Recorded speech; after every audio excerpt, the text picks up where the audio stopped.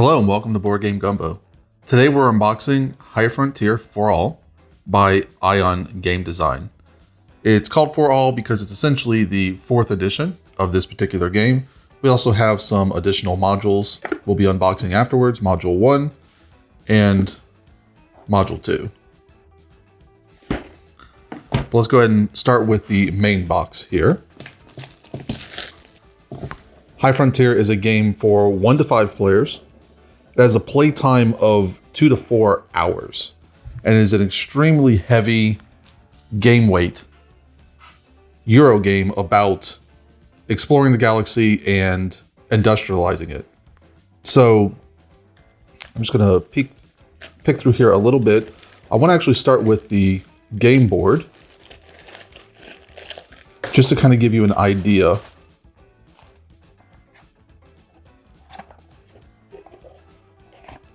of the depth of this game. And you can see just how much content is here in this box as I try to get down to the game board, which must be at the very bottom. There we go. All right. I'm gonna set this aside just for now because again, I want to show you this game board to give you an idea of what we're getting into here. Here is the board for High Frontier. Now, I imagine a lot of people just turned off this video because this is a ridiculous game board. And it really shows you just the complexity of this game. But essentially all these lines that you're seeing, even the little dots, all this sort of iconography that you're seeing on this board is representing movement in this game. And then you have the hexagons, which are representing locations. But as you can see, this is a very busy board. And this is the board that's required to pull off this style of game. So if you're still interested, let's get back to the rest of the game here. And we'll start with our rule books. And yes, that was plural. So here you have your core rules. And I'm not going to go through all of this. I usually would flip through an entire rule book, but you can see just the mass of this thing.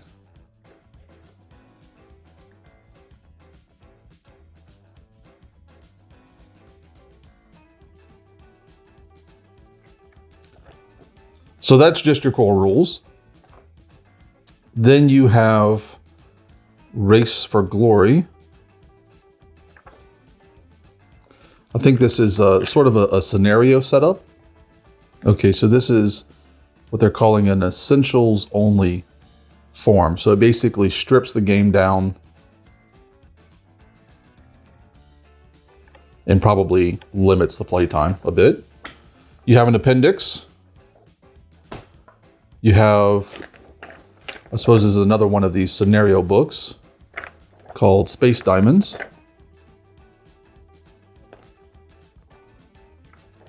And then another one. And this is just a read first. So I guess it's sort of the overall guidelines for the game. Changes from other versions. These are all the sites in the game. So all those hexagons you saw on the main board, this is all of them listed.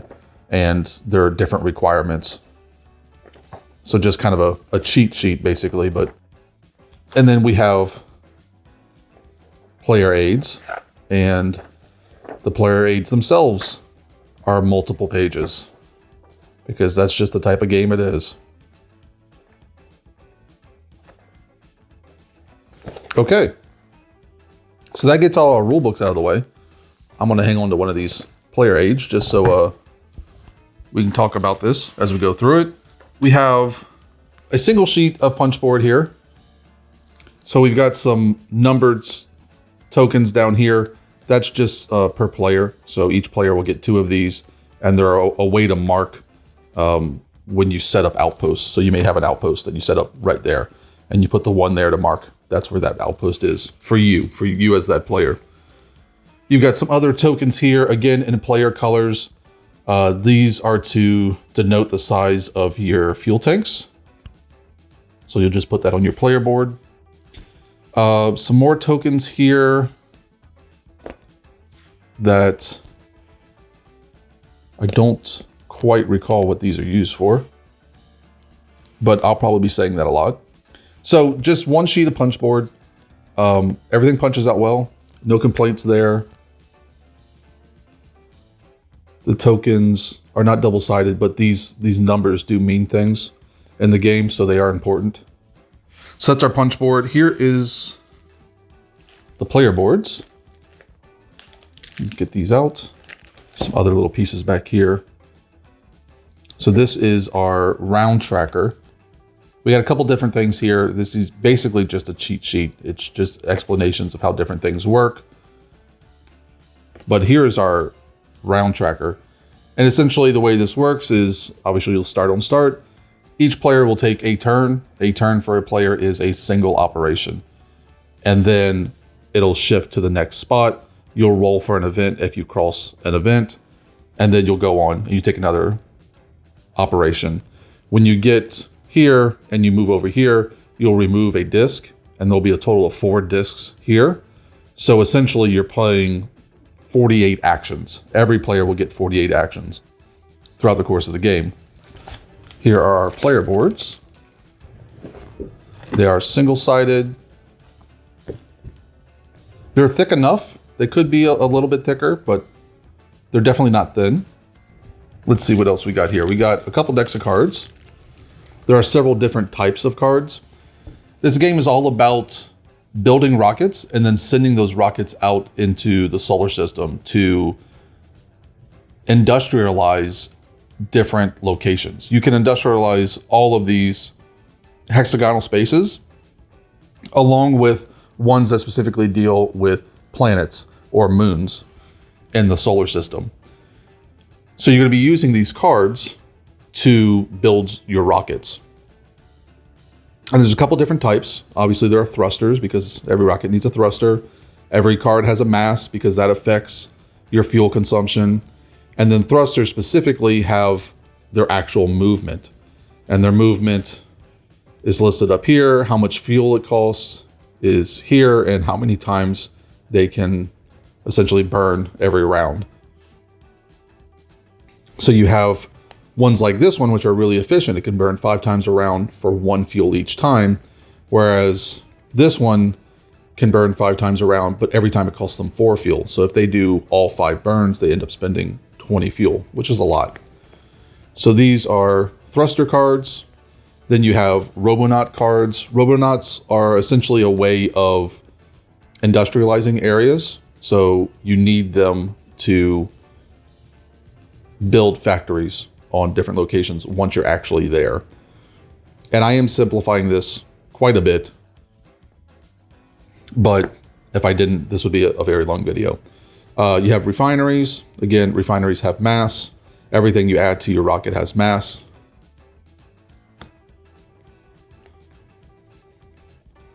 I don't know what that's for. Crew cards. You will start with a crew card, so everybody will start with one. So you'll be dealt a crew card at the beginning of the game, and then you'll decide on what side of the crew card you want to play because they are double-sided. Each crew card and each side has a special ability on it, and these you can attach to your rockets, but you don't have to. You can have unmanned rockets as well. More thrusters here, more Robonauts, more refineries, another deck of cards. More refineries, some reactors.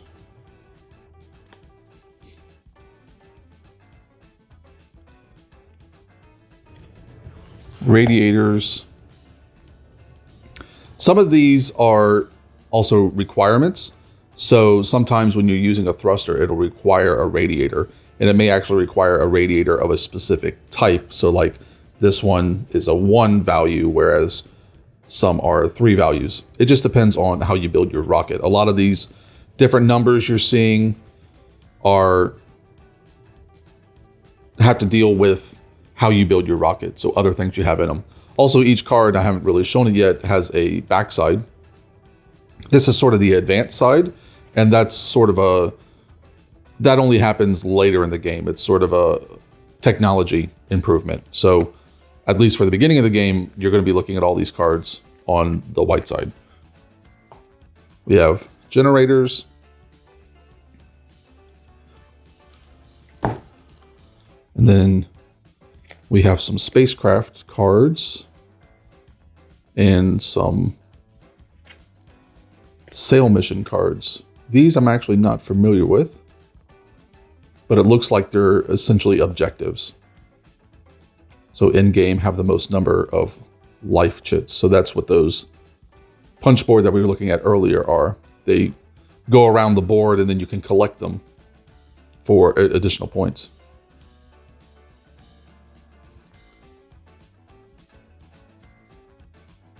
And then some more mission cards. These are specifically with going to specific locations.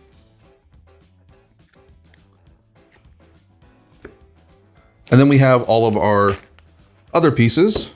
So we have ships. Every player has 2 ships that they can send out.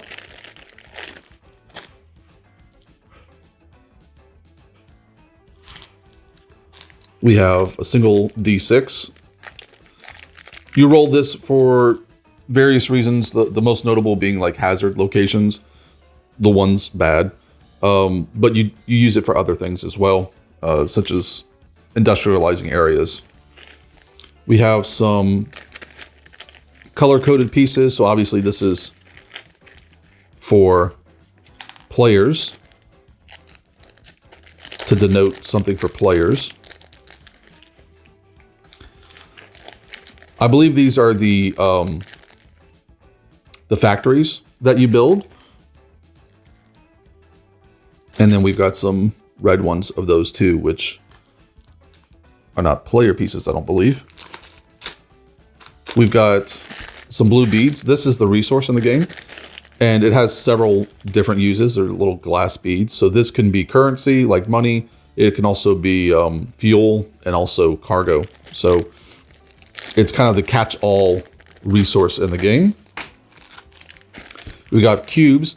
So cubes are the factories. I do remember that now. So, and then lastly, we've got these sort of plastic discs, which are also in player colors. And this is how you claim areas on the board. So what you're doing in High Frontier is you're trying to score the most victory points ultimately over those 48 rounds. And you do that by building your rockets and going out and claiming territory. And that's what these discs are. If I am the purple player and I fly a rocket out to, let's say, this location right here, and I take an action, I can claim that location as my own. And generally speaking, that allows me to limit who can build a factory on that location to just me. So later in the game, I can take another action and build a factory on that location. And just doing that, just claiming that area and building that factory gives me victory points. And the factory itself gives me a certain number of victory points at the end of the game. But that's what you're doing over those 48 rounds, is you're taking one of these operations every time you take an action. So you can, for instance, start an auction. And that's where you'll acquire your different pieces to your rockets. There'll be one deck per type of card. So there'll be an entire deck just of reactors. And you could, for instance, start a reaction for this top reactor. And then players will bid with those blue beads, which are your currency. You can also take an action to sell cards back, which gives you money back. You can play cards to prospect, which is how you claim sites. Once you get a rocket out to a site, you can take the prospect action to claim it. And then industrialize is another action you can take, and that lets you build your factory on that location. And then there's other things on here. A lot of these down here, you can see are in blue parentheses because that's actually from expansions. It's not in the base game. But these are your main operations. These are the main actions you'll be taking once per turn. And then you have several different free actions, which are listed here.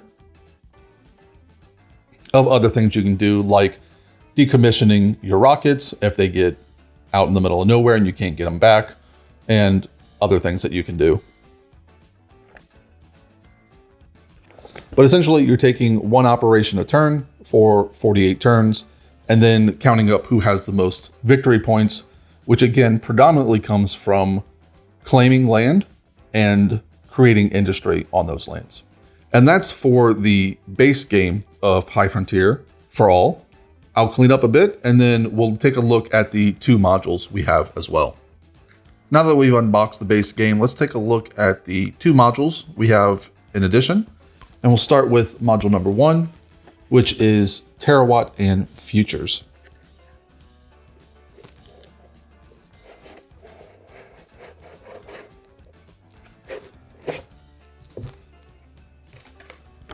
So here is our rulebook for module number 1. It's also quite hefty.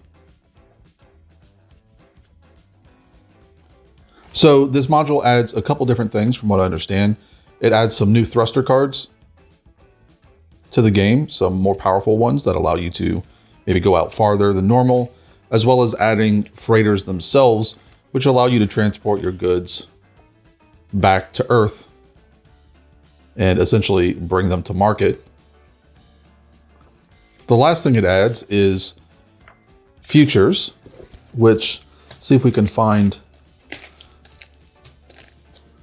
the cards for that, because futures are essentially a new way to score victory points in the game. So here is some freighter and freighter fleet cards. It appears to be, these must be the new types of thrusters in the back here. So these freighter cards, I believe, are, trying to remember what blue represents in the game. Believe it's the radiators. Here are our thruster cards.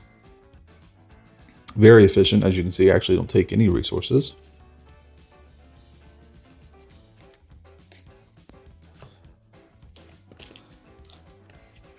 Let's see what else we have here. So here are some boards. They must be per player, just describing how freight movement works and how you can get cargo back. They add some new operations, it looks like, as well as another free action. These were in the cheat sheets to the base game as well. They were just denoted as an expansion. So we have some new goods here. So instead of just the blue beads, we now have these yellow or golden beads. And that's also a fuel type, because you would have seen on the thrusters that it's using a different type of fuel there. And that's probably also the cargo from that game. So we also have some big cubes here in player colors. These are to represent your freighters when they're on the board, so they can fly around. We've got some little pieces here. These are just extensions for the player mat, just to kind of connect your player mat with your new board. And then we have stars here. So this is for the futures option. And when you play with the futures, these cards that you acquire have future requirements on them. Each one is different. And they can only be completed by the person that has that particular card. And as well, if you upgrade the card, you lose the future. But if you complete the future with the card, then you get one of these stars, which marks that you did that future, and you'll score extra points at the end of the game. The future rules, if you choose to use them in the base game, does extend the base game pretty significantly. I think it takes it up to about 72 turns, with the base game being, I believe, 48. So, excuse me, it's 84 turns. So 7 discs instead of 4, and a total of 82 turns, which is a pretty drastic expansion. But if you want to use the futures, it's necessary for that because they take so much effort to complete. But that's it for module 1. Let's clean up a little bit and take a look at module number 2. All right, module 2 is called Colonization, and that lets you do pretty much what you're thinking. Let's go ahead and take a look at what's inside. So instead of just flying around and claiming territory and industrializing, now with colonization, you can actually build spacefaring colonies around the solar system. Here is our rulebook for colonization, which will explain all of our different components and how to add them into the base game.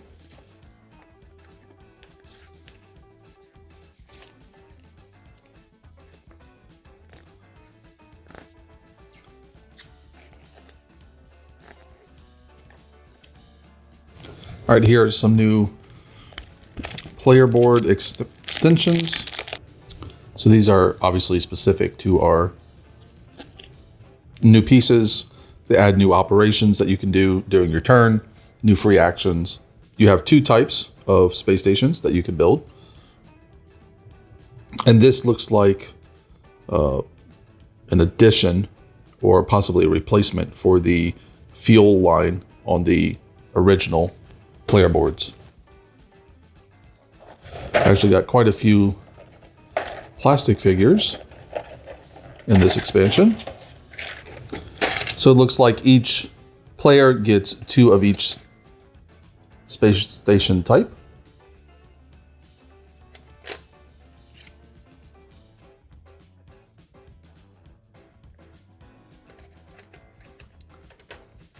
And then a new set of cards. So if you're playing with this expansion, these will get added in just like normal. So you'd normally have, for auctioning purposes, you'd have the 6 main decks, you know, the thruster and the radiator and so on, generator. So now you'll have new decks. So a Bernal, which is the space stations. And then you'll also have a colonist deck that you can hire from.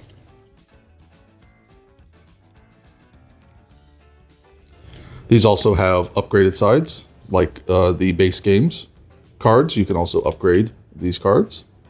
These also have futures on them. So the colonist can be used in the future module as well. And then you have your space station.